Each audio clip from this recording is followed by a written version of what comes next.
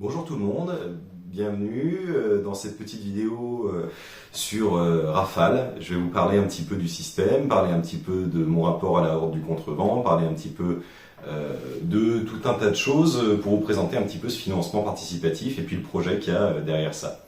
Alors, qu'est-ce que c'est Rafale et d'où ça vient?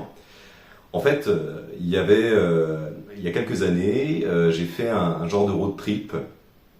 Je suis parti des environs de Paris avec l'idée d'aller rejoindre la Méditerranée. Et sur le chemin, j'ai un peu eu cette philosophie de me laisser happer par un peu tout ce qu'il y avait à disposition. Et donc en enchaînant les journées de marche, les transports, etc., toujours dans cette idée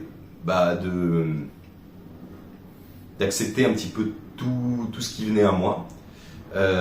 J'ai demandé à une libraire, je me suis pointé dans une librairie, et j'ai demandé à une libraire quel est votre bouquin préféré, tout simplement, et j'allais être sur le point d'acheter en fait la Horde du Contrevent, mon premier exemplaire de la Horde du Contrevent qui est ici avec moi, qui a pas mal voyagé. Il y en a eu d'autres, et du coup, c'est un bouquin qui m'a vraiment marqué. Ça a été un bouquin de voyage pour moi. Et du coup, c'était assez rigolo d'avoir ce voyage de mon côté, en même temps que le voyage des hordiers et des hordières. C'était assez marrant, et ce qui a fait que du coup, le bouquin est vraiment resté dans mon esprit. Et c'est resté un petit peu avec cette idée que j'en ferais peut-être quelque chose. Sans jamais trop savoir quoi. Alors après, il y a quelques années, je disais, c'était à peu près la période où j'ai découvert le jeu de rôle, et je me suis vraiment pris de passion pour ça. Je suis passé de rien du tout à plusieurs sessions par semaine sur des systèmes très très variés, des jeux indés aux plus gros Wizard of the Coast qui existent. Et jusqu'au moment où avec un ami, on s'est dit qu'on aimerait bien faire une campagne à deux MJ.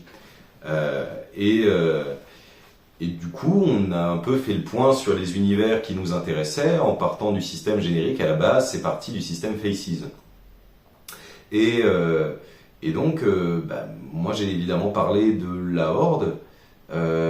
Et le système est un peu resté comme ça, avec l'idée d'adapter un peu Faces en faisant des systèmes de vent, des systèmes un peu adaptés au groupe.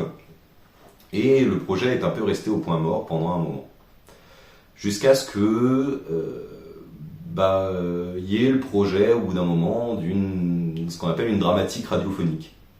Cette dramatique radiophonique, c'était tout simplement une équipe de comédiens qui serait capable d'improviser, d'incarner vraiment des personnages peut-être même à un autre niveau que des joueurs et des joueuses classiques de jeux de rôle, et d'utiliser un peu ce système Faces comme base tout simplement pour ce jeu d'improvisation et ce jeu de narration. Donc l'ADN du projet, c'est vraiment quelque chose de très amené vers l'interprétation, vers la narration, etc. L'idée, c'était vraiment de raconter une histoire avec des gens qui étaient peut-être plus à même que la moyenne à interpréter des personnages et à rentrer dans le cœur de la psychologie des personnages d'un hordier ou d'une hordière. Voilà, le projet est resté comme ça jusqu'à ce que tout simplement ça ressorte un peu des cartons et que je développe un peu le système jusqu'au point où c'est devenu un système indépendant qui s'est détaché de Faces complètement même, et que j'entende parler d'un jeu qui s'appelle Quietus. Quietus, qui est un Forged in the Dark, qui tout simplement propose d'incarner des personnages dans un monde très très improvisé. Je veux dire qu'à la base, on explique un petit peu... c'est aux joueurs et aux joueuses de décider dans quel univers ils sont, quels personnages ils ont avec eux, qui sont-ils, etc. Et en fait, c'est au maître du jeu de décider de l'adversaire, en quelque sorte, de l'opposition qu'il va y avoir. Et donc dans cette idée, j'avais été très très marqué par la simplicité du système et par la liberté qui était laissée à l'improvisation. Et finalement, les histoires qui se déroulaient dans Quietus m'avaient vraiment marqué, quoi. Je me disais qu'il y avait quelque chose dans cette improvisation contrôlée qui était différent d'un scénario préécrit, moins prémâché, plus inattendu. Peut-être avec ses failles, parce que finalement Quietus on y jouait en one shot, mais il y avait quelque chose dans le ressenti de l'histoire qui était différent. Et c'était quelque chose que j'avais du coup envie de développer dans le projet que je menais sur le côté, sur la Horde, qui est devenu Rafale. Et donc c'est pour ça que la philosophie du projet, c'est vraiment d'avoir une forme d'improvisation guidée, guidée par des générateurs. Donc on a une dimension OSR un petit peu, et puis une dimension jeu de plateau qui a été amenée par un autre jeu, une autre source d'inspiration, qui est Macadabre, le jeu de rôle Macadabre, où on joue des médecins de la peste qui sont amenés à traverser différentes maps, différents hexagones, comme différentes scènes. Et j'ai vraiment repris ce système-là d'hexagones qui correspondent à une scène, plus ou moins une scène, et en fait d'aller jusqu'où ils peuvent, jusqu'à échouer pour réessayer un autre chemin, un chemin qui sera peut-être plus facile. Et ça a trouvé un écho fou du point de vue de la dimension Horde, parce que finalement cette idée d'un groupe qui essaie un chemin, qui va jusqu'au bout, quitte à échouer, et qui recommence en essayant une autre trace, on est réellement dans la philosophie du roman, de ces générations après génération, ces 34 générations de Horde qui ont chacune eu leur propre trace et qui ont eu chacune leur propre voyage indépendant. Alors, après tout ça, je vous ai sans doute parlé de pas mal de choses et j'ai commencé déjà à parler un petit peu de ce qui faisait le cœur du roman, mais qu'est-ce que c'est la Horde du Contrevent ?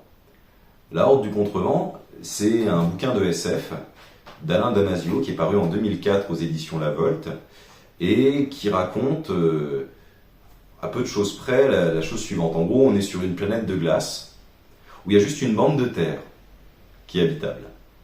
Du nord au sud, il y a un vent extrêmement puissant qui souffle. Plus on va vers le nord, plus le vent est puissant globalement, plus on va vers le sud, plus le vent est léger, si je puis dire. On parle quand même de vents qui sont capables de raser des maisons, des moissons, qui sont capables de détruire des choses en quantité. C'est un environnement qui est extrêmement rude, poussiéreux, désertique. Et d'un point de vue technologique, on n'est pas du tout sur de la science-fiction classique. On est sur une science-fiction un peu plus onirique. Si tout fonctionne, ou plus ou moins, grâce à l'énergie du vent, les éoliennes sont un peu le top de la technologie. Mais à quelques exceptions près, il y a des vaisseaux quand même qui fonctionnent aux éoliennes, ça, pas d'exception. Même si le roman laisse énormément de marge d'interprétation vis-à-vis de ça, simplement les choses existent. À vous, lecteurs, de comprendre comment ça fonctionne, en fait. Il n'y a pas de développement particulier, on n'est pas chez Balzac, on ne va pas avoir je ne sais pas combien de pages de développement sur le fonctionnement des choses, etc. etc. Là vraiment, bien que ce soit très bien Balzac, mais il n'y a pas y a pas ce développement-là, et tout est laissé à l'interprétation et au lecteur finalement. Au lecteur de deviner, de se faire sa propre image de ces technologies. Et donc, pour reprendre, de quoi ça parle en termes d'histoire? Ça, c'est l'univers, et de quoi ça parle en termes d'histoire, la Horde du Contrevent? Ça porte très bien son nom. C'est-à-dire que, une fois par génération, à Aberlas, la ville la plus au sud du monde, de cette bande de terre dont je parlais tout à l'heure, il y a un groupe d'adolescents qui commencent à être entraînés dès l'enfance à devenir des hordiers et des hordières, c'est-à-dire des personnes chargées d'aller remonter cette bande de terre jusqu'à l'origine du vent. Et là, on est dans une dimension, comme en parle très très bien d'ailleurs Antoine Saint-Épondil, dans son roman, dans son essai qui doit être juste à côté de moi, hop là, juste ici, qui s'appelle l'étoffe dont sont tissés les vents, eh ben, on est sur un voyage type éternel retour, on est sur quasiment un mythe religieux. Et c'est ça qui m'a intéressé, parce que finalement, peu importe la fin, ce qui compte c'est le voyage. Et c'est ça que j'ai essayé de retranscrire aussi dans Rafale, l'importance du voyage, l'importance de l'esprit de groupe, et tout ça, ça se traduit dans des règles. Alors, pour vous parler un petit peu de Rafale. Donc Rafale, c'est donc un projet que je porte maintenant depuis 1 an, et que je porte, pour ainsi dire, quasiment seul depuis quelques mois. Il y a des membres des membres de l'équipe qui se sont ajoutés au fur et à mesure, ce qui fait que maintenant je ne suis plus tout seul, mais c'est toujours un projet, c'est un projet d'auto-édition qui a reçu l'aval de, quel jeu de mots, l'aval des éditions La Volte, pour une adaptation assez libre de l'univers. Alors, comment ça marche une partie de Rafale? Une partie de Rafale, vous avez 2 options. Vous avez la possibilité de jouer comme c'est indiqué dans la version démo qui est disponible sur le site. Vous avez la possibilité de jouer des porteurs de carnets. C'est-à-dire des personnes qui sont chargées d'aller rechercher, récupérer les carnets perdus. Alors ça, c'est une invention personnelle. Pour résoudre la question de qu'est-ce qui arrive aux carnets de voyage, carnets de contre, des hordes passées. Et ben, ma réponse à ça, c'est que tout simplement, il existe des groupes, des troupes de porteurs qui sont chargés d'aller récupérer ces carnets et qui font le voyage jusqu'à rencontrer évidemment ou pas la horde, ou pas les personnes qui ont récupéré, ou tout simplement le carnet. L'histoire est à construire après pour chaque OS, et chaque one-shot. Et du coup, voilà la première possibilité. Jouer une troupe de porteurs de carnets. Venir récupérer un carnet perdu d'une horde passée. Après, il y a évidemment la possibilité, comme dans le roman, de jouer une horde. Sauf que le petit twist, c'est qu'on joue une horde. On la joue pendant, comme je le disais pour Macadabre, on peut la jouer pendant 1, 2, 3, 4, 5, 6 sessions, qui sait, peut-être plus, ça dépend des MJ. Mais cette horde, elle va aller jusqu'où elle peut, jusqu'à épuisement, comme dans le roman. Et à partir de là, on va passer à une autre horde. Une autre horde qui peut-être reprendra le carnet, justement grâce à des troupes de porteurs, qui retrouvera ce carnet, qui s'en servira, et qui aura la possibilité de prendre le même chemin mais d'éviter l'obstacle final, l'obstacle qui a coûté la vie à la horde précédente, ou tout simplement de prendre un autre chemin.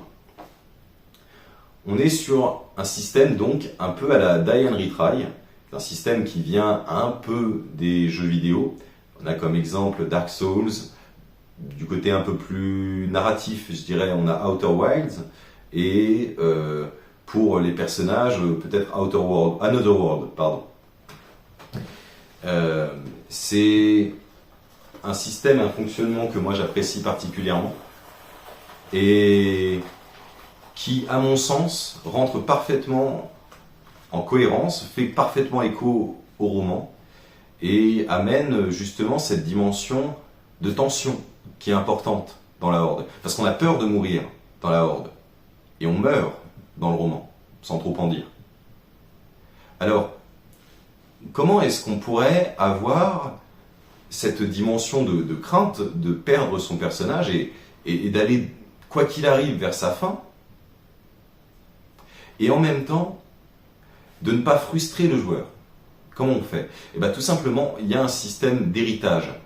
Ce système d'héritage, il est là pour nous amener à hériter des caractéristiques du hordier ou de la hordière précédente, pour justement passer de l'un à l'autre dans une transition qui soit plutôt douce.